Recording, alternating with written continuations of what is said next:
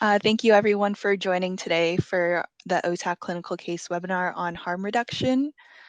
With us today is Dr. Merissa Cappetta. She's a GP and addiction specialist at Kirketon Road Center, which provides primary care to marginalized populations in Southeastern Sydney Local Health District. We also have Lucy Pepolim, who is a NUAA peer worker lead, and Tony McNaughton, who is a NUAA Hep C peer specialist worker. You can go to the next slide, please.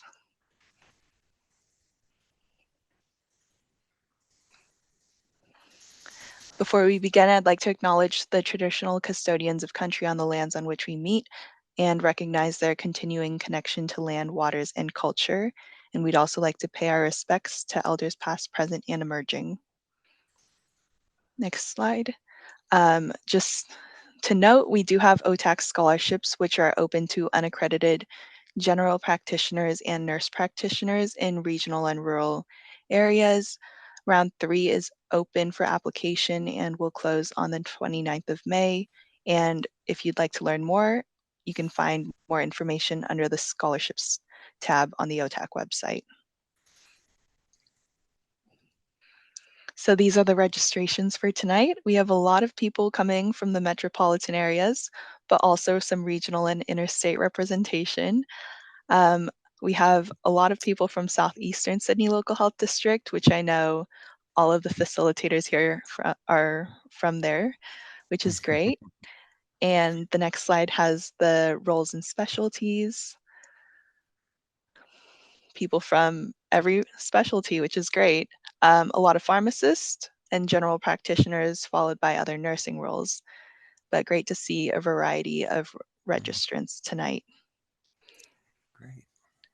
A general overview of the OTAC Clinical Case Webinars. These are monthly webinars that we hold on Tuesday at 6 p.m. If you attend live, you will receive a certificate of participation that you can use to claim CPD points afterwards, and the webinars will be recorded if you want to watch previous webinars. Next slide. Just some quick housekeeping. Please keep yourselves on mute unless you're speaking or asking questions. Otherwise, you can put questions in the chat or wait until the end of the presentation where we'll have time for questions. We will have a couple Zoom polls today and a couple questions where you can put your answers in the chat. These webinars are recorded, so don't reveal any identifying information. And if you do believe that you have a conflict of interest, please exit out of the webinar. Next slide. And without further ado, I'd like to have Merissa Cappetta start the presentation for tonight. Thank you, Jess, and welcome everyone. So I guess tonight we're going to go over what is harm reduction, because that's the topic of this webinar, something that we need to think about when we're providing OAT to our clients. When do we think about using harm reduction or providing harm reduction? We'll go through a couple of cases with links to different parts that form harm reduction, recap of some take-home messages, and then we'll open for some questions. We're very happy to accept questions as we go, or we can wait to the end depending on how we go, but there will be a chat function open, and we'll get this started. So first of all, just see. So what is harm reduction? Hopefully you've heard of the term and you're familiar with it, but harm reduction really is a set of practical strategies and ideas aimed at reducing the negative consequences that are associated with drug use. It also focuses on positive change and working with people without judgment, coercion, discrimination, or requiring that they stop using drugs as a precondition of support and treatment. Harm reduction is actually quite a large core component of all our national and state-based alcohol and drug policies and programs, so it is very important that we're all aware of the principles. I think it's important for us to be familiar with the stages of change model. It helps us understand how clients we work with, how willing and or able they are to change any aspects of their behaviour. I guess the purpose of what we do in drug and alcohol settings is to encourage people to move from one stage through to the next. We have to be quite flexible in the interventions that we provide based on the stage the patient is at. So, for example, if someone's quite pre-contemplative about changing any aspect of their substance use, giving them rehab advice is not really helpful. So you can see that people in the pre-contemplation stage, harm reduction tips is one of the strategies that's very good to provide at that point in time. But I would also argue that there's lots of stages along the way where harm reduction comes into play. But I do really like this side. So we'll start with a case scenario number 1. So this is Sally. Sally's a 29-year-old female. She comes to your general practice. So we're in a general practice setting, and she's got some left cubital fossa pain. She's got some depression in her history, and you examine her, and her cubital fossa is quite warm. She's afebrile and systemically looks okay. You can't feel any sort of fluctuant or palpable mass, but she has got some spreading erythema, and you notice that there is some what looks like some recent injecting sites. So you diagnose cellulitis. She's got an infection on her skin. You give her some treatment and you schedule a follow-up appointment. You also let her know the kind of red flags to look out for whether she needs to present to ED. Now, this is where we're going to open the chat function. This is quite a straightforward, injecting related infection, but is there anything else that you should do? I'm going to open up the chat function now. It would be quite, easy if you're in a busy general practice, and I work in one, so I know what it's like to just give her the antibiotics and send Sally on her way. But is there anything anyone can add? Is there anything else that you think you might like to do with Sally? Please feel free to type your answers in the chat.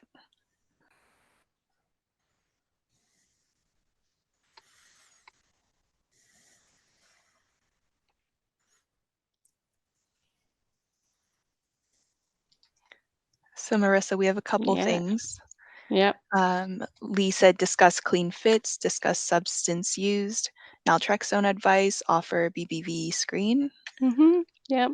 Do some bloods, access to clean equipment. So they're all great answers. Naloxone, great. So I think there's a couple of things.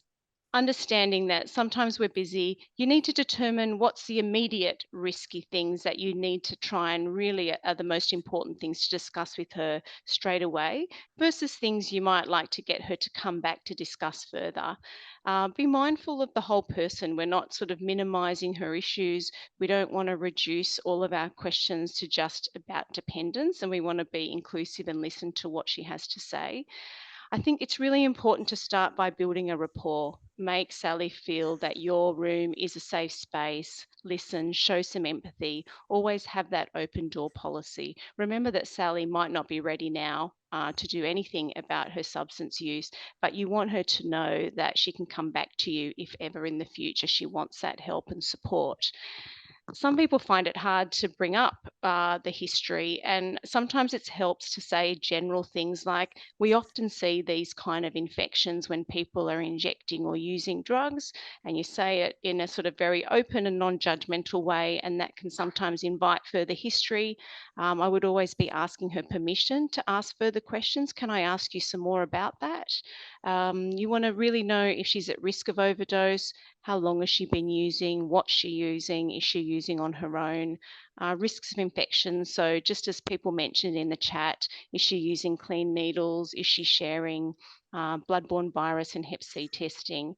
Other safety concerns, so her own safety concerns. So is Sally using in a place where she feels safe, that she's not feeling coerced, or she's got stable housing, all of those kind of things. Is she driving? And other treatments. Is she interested, or she heard about opioid?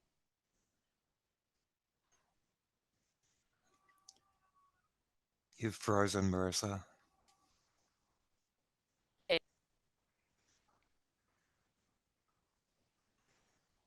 So leading on from some of those things that we've just mentioned, this is an overview of the type of harm reduction things that we could be talking to Sally about. So NSP or needle syringe programs, they're evidence-based public health programs. They aim to minimise the transmission of bloodborne viruses, but also NSPs are often set up in primary outlets where people can access support and other social health care. We also promote safe disposal of needles and syringes. There can be some education for clients accessing that service, peer support, and also some education around safer injecting and less painful or difficult injection.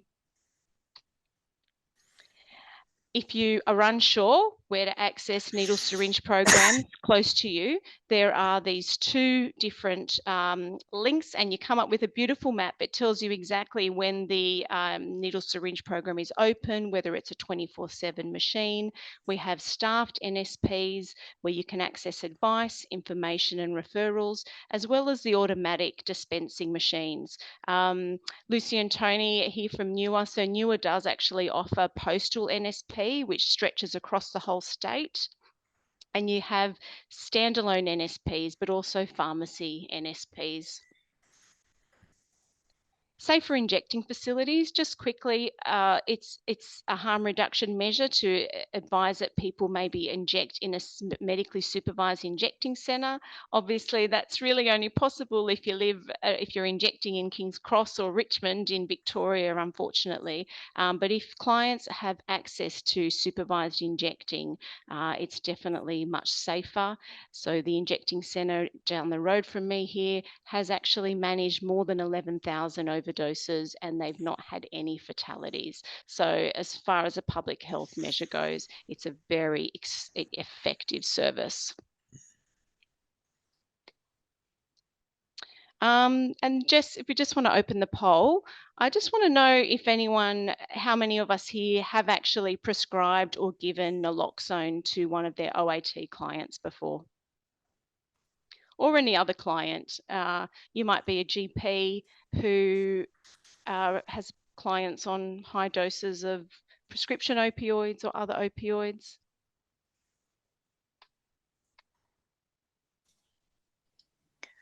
We've had about 20 people answer. I'll wait a little longer and then I'll end the poll. Mm-hmm.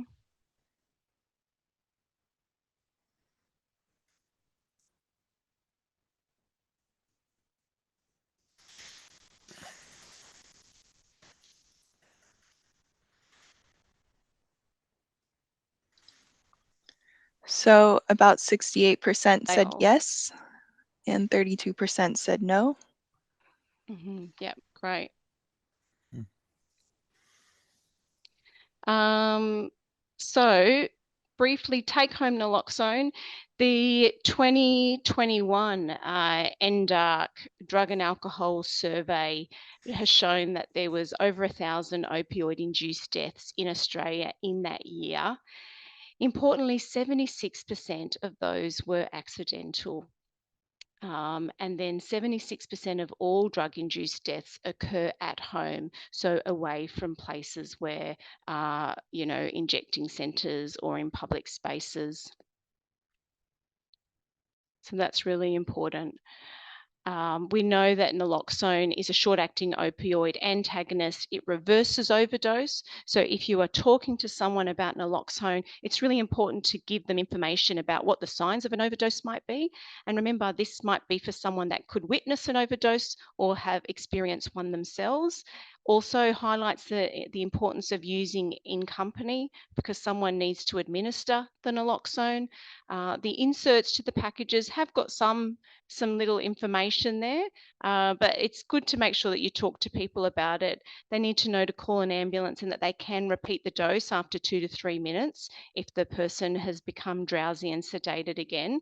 Importantly, naloxone does come in 3 different formulations. The one that we use a lot at the moment is the Nixoid, which is the nasal spray. You can see here up in the top right-hand corner.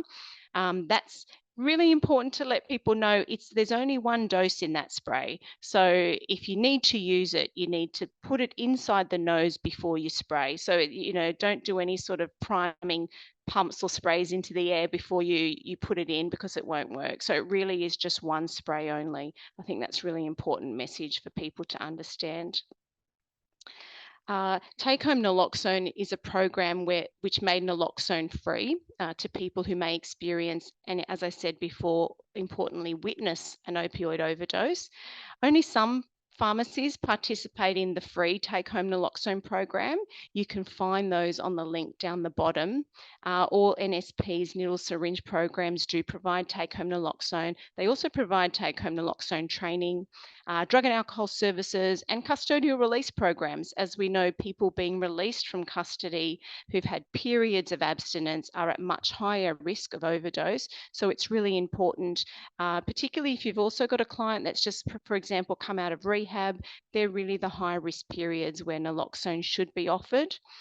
Any pharmacy should stock naloxone, and even if they're not involved in the free pilot program, you can get it over the counter for a fee, or with a PBS prescription written by a GP, it's a PBS price. So if someone has a concession card, it's $7 or whatever the PBS fee is at the moment.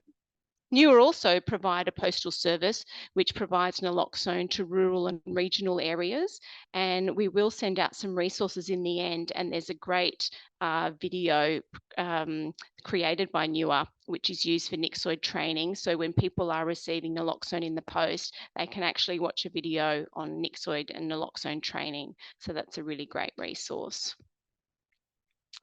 Moving on to hepatitis C and bloodborne virus screening. New South Wales Health this year have said that all clients on OAT should have a hepatitis C test, and we should really be offering hep C testing every 6 to 12 months. I'm sure you know, so people have either a hep C antibody. If their antibody is positive, that means that they have had prior exposure to hep C. If you've got a positive antibody test, you then perform a hep C RNA test, and that indicates current active infection, and that person needs to be offered treatment. Sometimes we have people where, particularly if people are injecting substances, venipuncture or blood access can be very difficult. So consider dried blood spot testing. I don't know if everyone's heard of the dry blood spot or the DBS test. I know that we're doing a lot of those at NUAA. Tony might talk about that a little bit later. You can actually register from home, or you can assist the patient to request a kit online. You can see in this picture on the bottom right, they just need to do a finger prick test and provide up to 5 blood spot samples. The result does provide an RNA test. However, as the DBS is still technically in a trial phase, we then say that they will need to have blood collected with venipuncture to confirm before they can start treatment. But it's a really great screening test. So it's not looking for any exposure. It's not an antibody test. It is an RNA test. So it's a really great option. And that link down the bottom is where you can access a DBS. Hep C treatment. Hep C can be cured. We've got great direct-acting antiviral treatments available on the PBS now.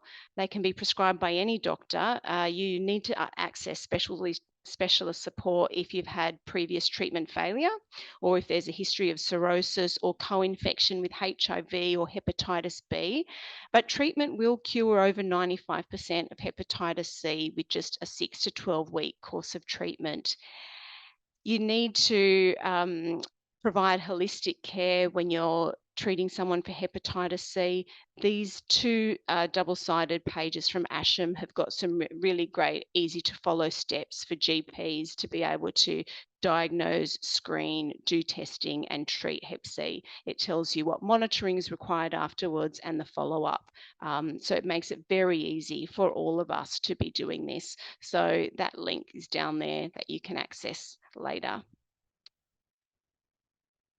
Just out of interest, really, I'd like to know, have you ever prescribed direct-acting antivirals or hep C treatment to one of your OAT or any other client before?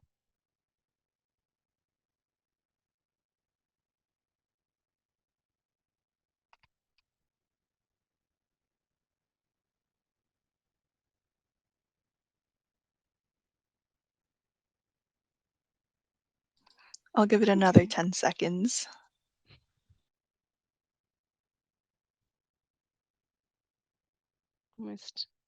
Almost 50-50.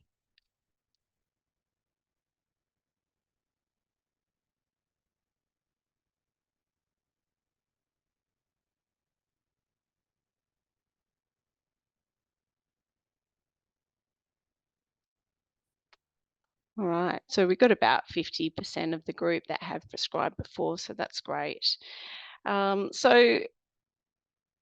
Lucy and Tony, any comments after that first case? I think I've actually got a slide, Lucy and Tony. Would you like me to go ahead? There you go. Go for it. Yeah, look, I think these are opportunities to work with peers. You know, consider partnerships with organisations like NUAA. We can assist with testing, talking to people. We can help people navigate the health system and support them on that treatment pathway. Tony probably can, is quite, does a lot of testing. I do a lot of testing. We work in a clinic, the Open Clinic on Crown Street, which runs out of the newer NSP in Surrey Hills. We have a team of NSP workers who work to engage people who are coming in to collect needles and syringes. If we can engage them, we test them. We test with the dry blood spot and with point of care testing. And then I work with a nurse from KRC. So the workups that we need to obtain a prescription for DAAs can potentially be done in a day, which is amazing. What I want to say is that harm reduction begins with language, and it's about removing layers of harm. So yeah, it really begins with that first conversation that we have with people.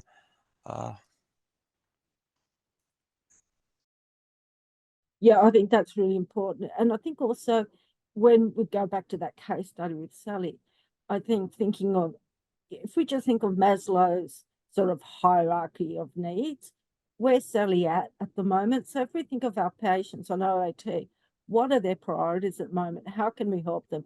You know, we're going through the stages of change, but we also have to understand where people's priorities are. And we want to know what Sally wants too, and what Sally's asking for. That shouldn't be dismissed, of course. It needs to be worked into that first consult. But yeah, that two-way conversation with Sally is harm reduction. Yeah, great. Thanks, guys. Well, we're actually going on to case 2, so I'll hand it over. So case 2 is Justin.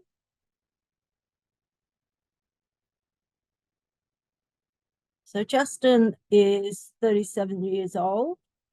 He's on 32 milligrams of sublingual Suboxone with a weekly pickup. He lives in a rural town, which is 45-minute drive to the closest pharmacy, which dispenses OAT.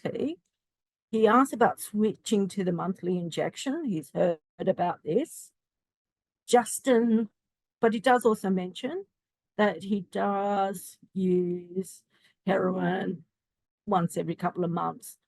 He doesn't drink alcohol and he doesn't take any other substances. So there's no other, polydrug use or alcohol use. He asks you whether you think the injection is a good idea. What would you discuss with Justin as his prescriber? So people want to add it to the chat?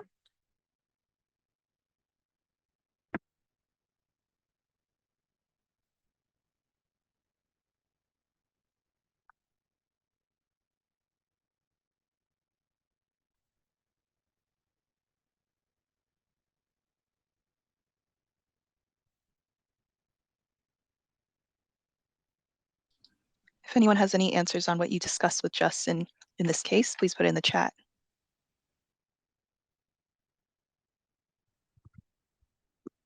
this is not an uncommon, I guess, request from people to switch across, and hopefully there are some things that you discuss with clients when they want to switch across to Buvidal. So someone's talked about past history or similar treatment attempts, benefits of this, monitoring. Monitoring, Yeah. I guess if I was Justin, I'd probably want to know what other risks if I do occasionally use. Yeah, someone's put risk of I'd want a pretty overdosing. clear. I'd want a pretty clear plan too before I committed to what would happen if I found that it didn't work for me, and to options as far as going back, because yeah, I think the same with Bupe. It needs to be offered with the option of with the knowledge that it may not work for the consumer, and yeah.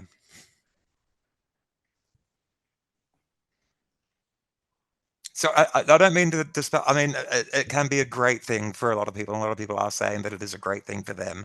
But that discussion, as I said before, is harm reduction, and that's Yeah. So here we've got tolerance and overdose risk would be a good thing to discuss with him, especially with sporadic use. Avoid use with other sedatives. So is there a history of benzos, I guess, or other substances? Is he still following safer injecting practices, especially if he's only doing it off and on? Does he make sure every time?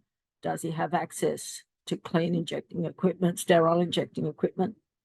What, not to scare him, but maybe to give him, if this happens or that happens, what might he look for if it's not working for him? What sort of symptoms, side effects might he expect? It certainly sounds like a great idea in a rural area where you've got to travel. So, is there a pharmacy that will provide it? Does he need to come back to your practice for the injection? Is it a case of getting a script, going to the pharmacy, coming back? Maybe considering saying to Justin, let's make a plan, review it in 3 months. Then we can, is this working for you or not?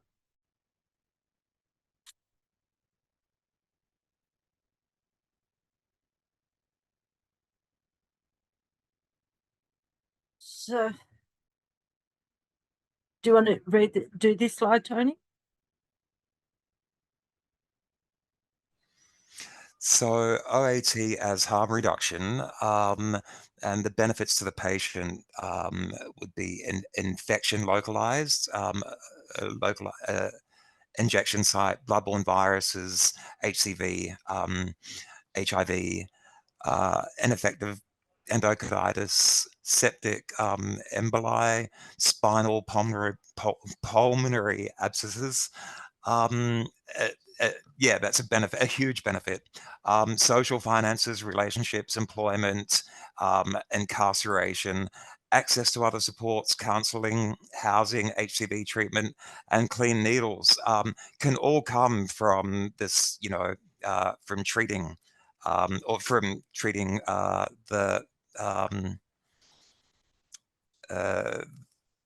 the use, and the benefits to the healthcare system are huge costs, hospital presentations, admissions, ICU, medications, all the stuff we mentioned above that needs to be treated and costs a huge amount.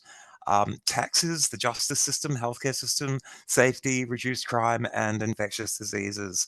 There's actually a huge responsibility, isn't there, with harm reduction and OAT. It's huge. It certainly isn't.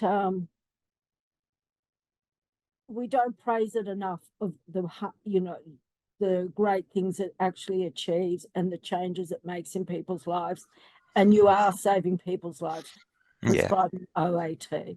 And there's a huge tendency to put it down, actually.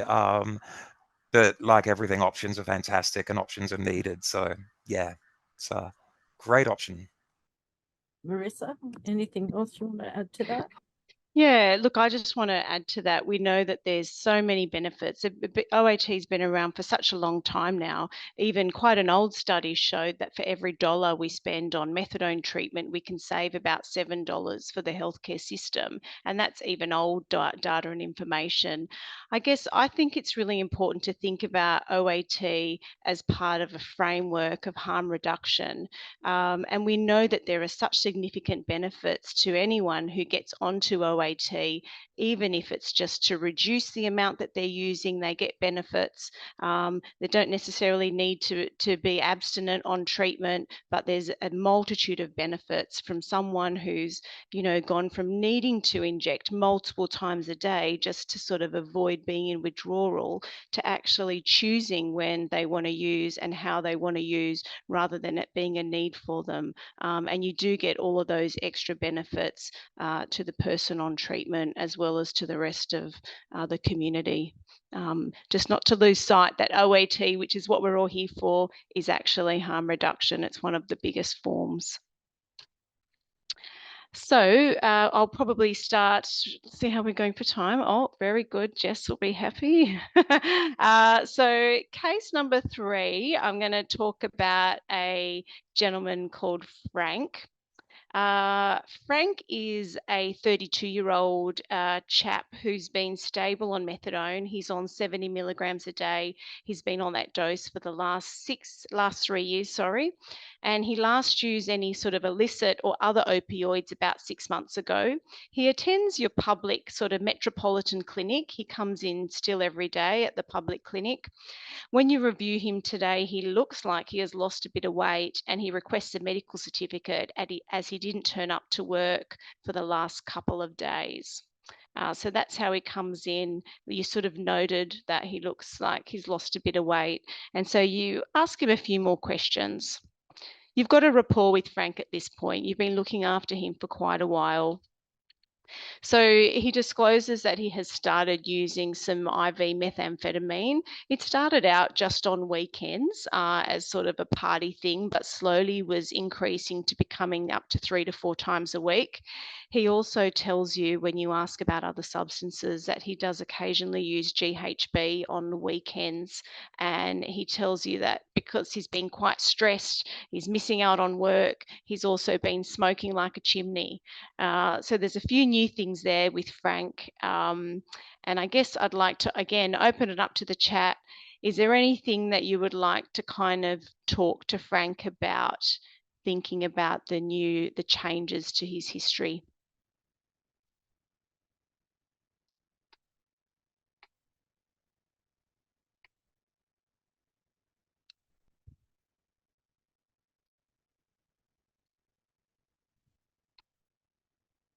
Yeah, so thank you, Matthew. Someone said, how does he feel about it all? It's obviously quite a big change around, how Frank maybe was the last time you saw that. How's he thinking about his use? Is he thinking about wanting to change it or not quite yet?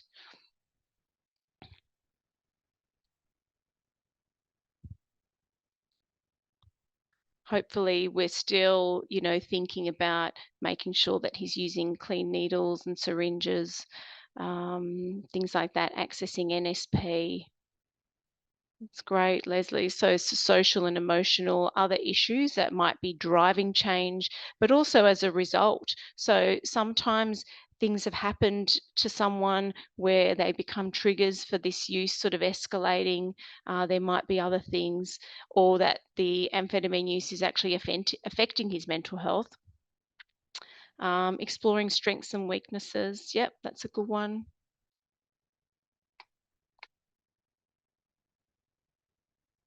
Okay, I'll close that.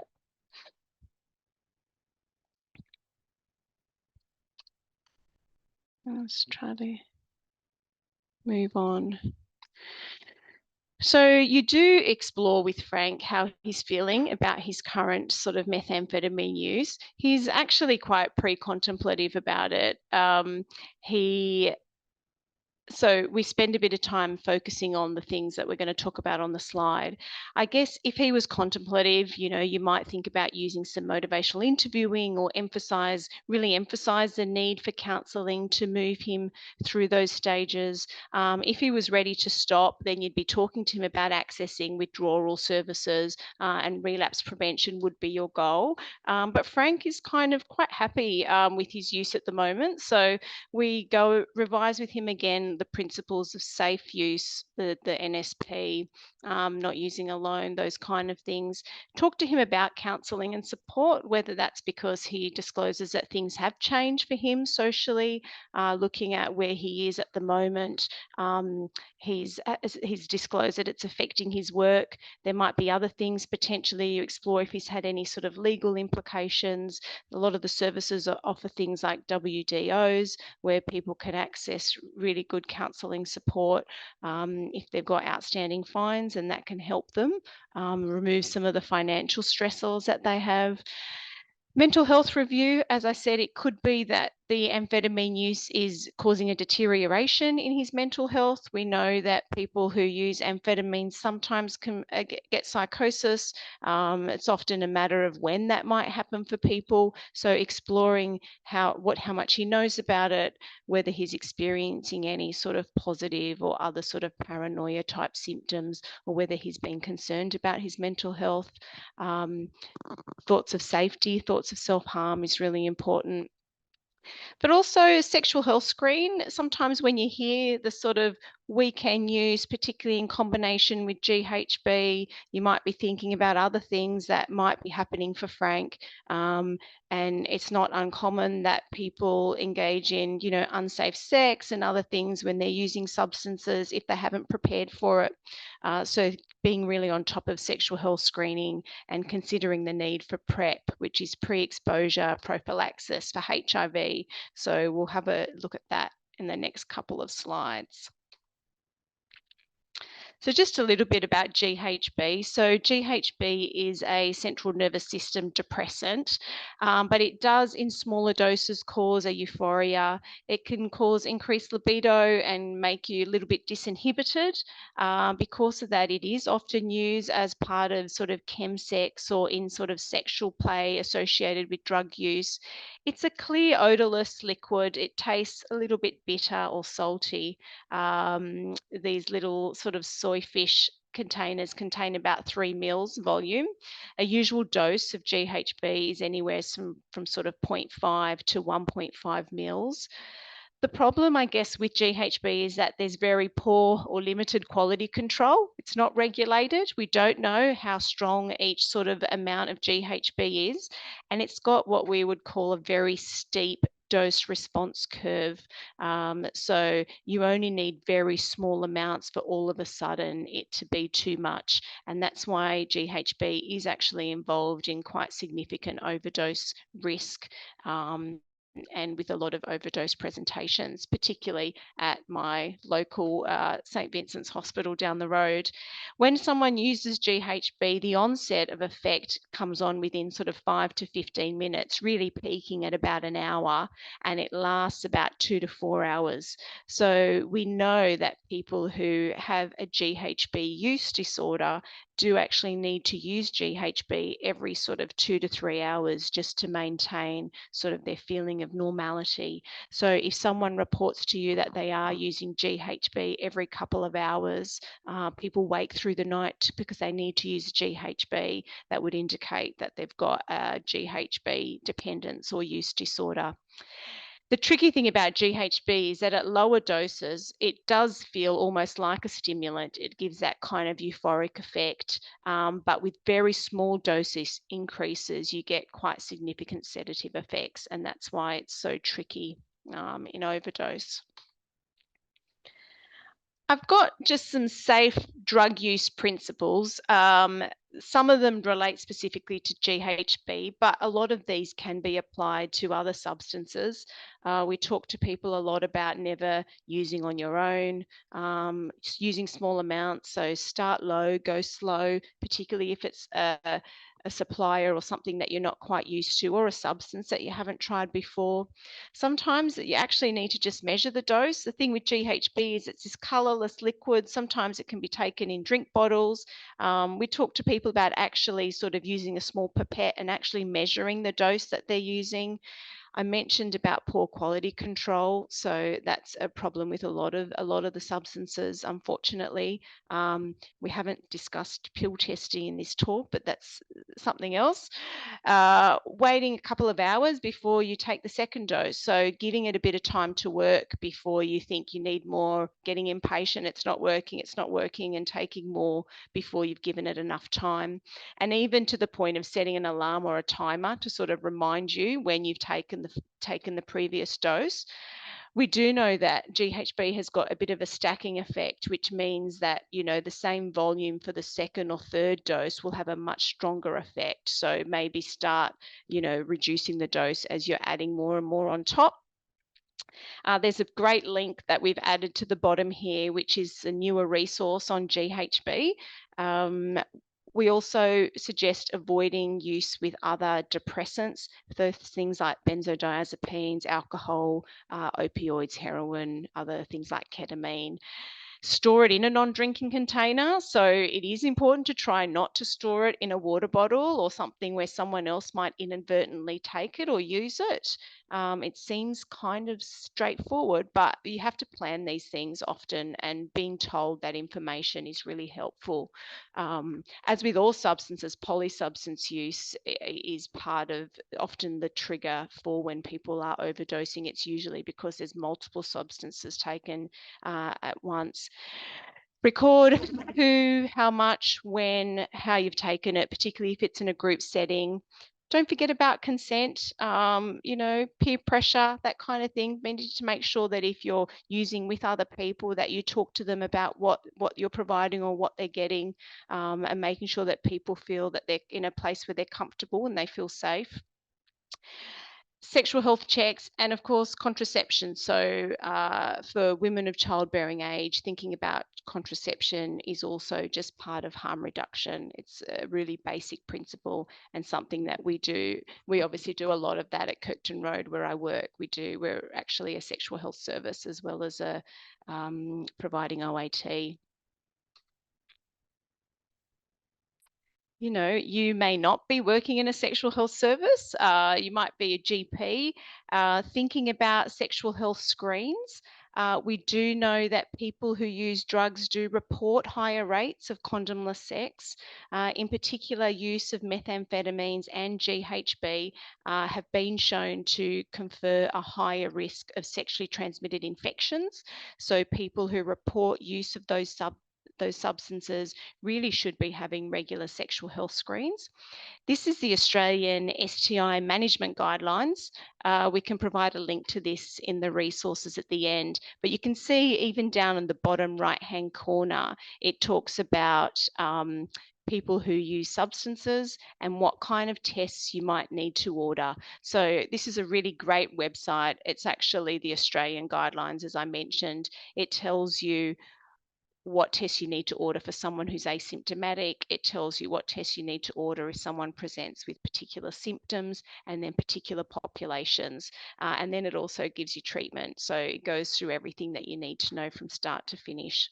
We do know that illicit drug use, particularly among men who have sex with other men, and that sexualized context of drug use and group sex in particular, has been associated with higher risks of bloodborne viruses and STIs, as I've mentioned. So things like HIV. Which leads me to my next slide. So this is about prescribing PrEP. So if you have someone who is regularly reporting that they're having sex with other men that would put them at risk of ever being exposed or contracting HIV. So PrEP or pre-exposure prophylaxis is a medication taken to prevent people from getting HIV. It's highly effective for taking for preventing HIV when taken as prescribed. It reduces the risk of getting HIV from condomless sex by about 99%. So really, it's very effective. It's also on the PBS. So it's been on the PBS for quite a while, but it's on the PBS for anyone who would be deemed at risk of contracting HIV. If someone's concerned about their HIV risk, exploring why, but basically anyone who would potentially be at risk is eligible on the PBS. Again, this link down the bottom is from ASHM. It's a 2-page, great prescribing flow sheet. It goes all the way from determining suitability, doing a history, blood tests that you need to do, how to prescribe it, and what monitoring is required. These 2 pages from ASHM really make a lot of this stuff very simple for us. And I feel like there's not really many reasons why you shouldn't be doing this if you're in a setting where it's possible. And I just sort of wanted to add this slide because we're talking about harm reduction and just thinking about NRT or nicotine replacement to be used as harm reduction. So we're often talking to people about being ready to quit smoking or stopping smoking and talking about NRT as an option. But there's some really good data now saying that nicotine intake is actually reduced when people are using NRT, even if they still continue to smoke the same amount. So if someone's not quite ready to stop smoking, but they're aware of the fact that they're coughing a little bit and they sort of have this feeling that they want to stop at some point or that they're considering reducing, you might want to assist them by giving them some NRT, putting a patch on, or giving them some gum or an inhaler. You can suggest that maybe they can alternate the gum with a cigarette as a way of kind of reducing harm. We know that combination NRT is the best, and just a really good tip to titrate up as needed. People who are heavy dependent nicotine users often need a lot of NRT actually. And I've just put this graph here just to show you the amount of nicotine that gets into the bloodstream through a cigarette is still much higher than what we're providing to people with the sprays, the gums, and the patches. So often people, if they feel that they're sort of reacting to the patch, it's probably just that they're in a bit of nicotine withdrawal and actually they need more NRT. The body is very clever at titrating the nicotine. So even if someone continues to, someone's smoking 10 a day and you put a patch on them and they continue to smoke that 10 a day because you're providing some nicotine through the patch, we know that they probably have less puffs on those 10 cigarettes. They might inhale not as deeply. The volume of inhalation is probably less. They maybe won't hold their breath for as long. So there is some good evidence with carbon monoxide monitoring showing that you reduce harm from inhaling cigarettes if you use nicotine. And we've just got a comment here as well that it's also important with people sort of picking up. A lot of our clients on OAT might be going around picking up butts, getting different lung infections. Lucy had made a comment to me earlier about post-COVID. A lot of people are aware that their lungs aren't the same as they used to be. So that's just something to keep in mind. Lucy and Tony, anything else I guess you'd like to add to that? There was also a question about vaping having higher levels of nicotine. Oh, yes, I did. So I'm gone back to the slide. If you look at this graph, what you get from vaping is off that chart. So we're looking on that left on that axis of 25. We're probably getting up to about 40 nanograms per mil from vaping. So it is true. I think I have seen a newer version of this slide, which shows that vaping is much higher amounts of nicotine. We do know that vaping is much more dependent forming than cigarette smoking. People who are vaping are often over a 24-hour period taking many more puffs on their vape.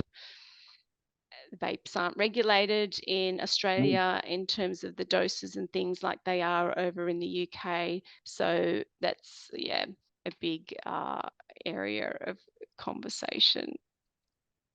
But also, I prescribe NRT for people that are vaping. Remember that the biggest indicator of how dependent someone is how soon after you wake up do you have your first cigarette or your first puff on that vape. That's a really good indicator. If you only ask one question, that's the most important. And again, based on that graph, sorry, I'm going off now, but based on that graph, you know, I think someone who's been smoking for a long time, even if they're only smoking 5 to 10 cigarettes, like the 2 milligram gum or the 7 milligram patches, really aren't going to, they don't really seem to touch the sides, I would have to say, for most people. Maybe when you're stepping down, but just don't be nervous to put people on proper doses of NRT. Sorry, I'm trying to mute myself. Lucy, Tony. I just wanted to say that OAT has been a lifesaver for me. I've been on methadone and Suboxone and various forms of OAT for about 40 years now. And my intention was never to stop using heroin. It was a safety net. To have a safety net. That's the way that I use methadone. It's the way that a lot of people that I know use methadone or OAT. And it works for me. It's quite amazing, actually, what a huge safety net it is for me. Yeah, that's really great. It's good to hear from people who are on programs. It's also talking about that. And I think just back in terms of the smoking, as we know that probably, I think that there are some statistics that about 90% of people on OAT are either current or very recent ex-smokers. Yeah. So, Yeah. and you know, the population's getting older. The people that we're looking after are getting older. Yeah. I'd like to mention too, I know you put a link to our DanceWise website for GHB, but I also just want to give a plug, and maybe we can add this tomorrow, to our peer line. So we have a free call number that people can ring. And, you know, if you're unsure, you know, it's a phone line that you can let your patients know about. If they have questions, if you're not comfortable talking about some of these harm reduction things, you could also say, well, you could give them you a peer line.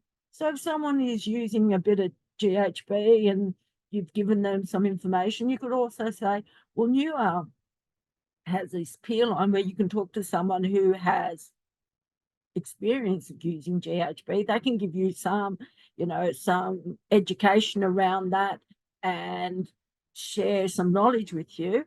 I think it's important also with ICE and GHB, like other drug use, that people understand that naloxone won't reverse those overdoses. I think Tony mentioned that they've had people coming into our NSP wanting naloxone to to use on GHB overdoses. It's just not going to work. If it has any effect at all, it won't be reversing a GHB overdose, and we can't sell it as that. Yeah, that's a good point. We sometimes talk to people about, you know, that their amphetamine or something could potentially be tainted with fentanyl or something like that. There's a lot of concerns about that in recent times. But you would be then getting, you know, a very different type of effect from your stimulant when you were using it. So, yeah. Yeah. Look. So I guess just to summarize, we've spoken about what is harm reduction. Make sure that we're really matching our intervention to where the person's at in their own life. Safe use principles, opioid agonist treatment as harm reduction, patient autonomy in treatment, so making sure that the patients have a say in what treatments we're providing and we're offering and what they finally decide to do, having those trials around treatments, giving things a go and having the option to change back to other evidence-based treatments if required. NSPs, injecting centres, we've spoken a bit about naloxone, sexual health screening, it's really important, and just as a guide. We do them every sort of 3 months, 3 to 6 months here. PrEP prescription, so pre-exposure prophylaxis, and using NRT as harm reduction. Any sort of final thoughts? I think there was a question in the chat. Let me have a look. So David's asked about SNLs, which is that, what is it, that smokeless tobacco. So look, in terms of harm reduction, this is my own opinion. I'm not a fan of young people starting to vape, just as I'm not a fan of young people starting to smoke. But in terms of harm reduction, if I've got someone who's been smoking cigarettes for a long time and they've tried multiple things, I think vaping is an alternative for people that have been smoking for a long time, as well as any sort of, if there's a smokeless tobacco product, just like when we talk to people about using cannabis, we talk about ingesting it over smoking. To me, that's all harm reduction. So that's what we're talking about tonight, is harm reduction. As I said, I don't really like this, I don't want to be encouraging young people to vape, and I never really talk to people about vaping as a thing, but I think as harm reduction, certainly I think all of those alternatives should be considered. I think I also saw another question about naloxone in pharmacies, did I? David, there was a question about Take Home Naloxone. So there is a program which the link was on the slide, which you'll get access to, that there is some pharmacies that are involved in something called the Take Home Naloxone program, and they do actually supply naloxone for free. But if your pharmacy isn't involved in the Take Home Naloxone program, then they should be stocking it over the counter for a fee. So the fees, as an S3 over-the-counter medication, the pharmacies can stock that medication at whatever fee I think that they choose. It's a private fee. But if a GP or a doctor writes a PBS prescription for naloxone, then it's given to the patient at the PBS price. Has anyone got anything else they'd like to add or say? I know we've been talking a lot. Anyone got anything else to add before we finish?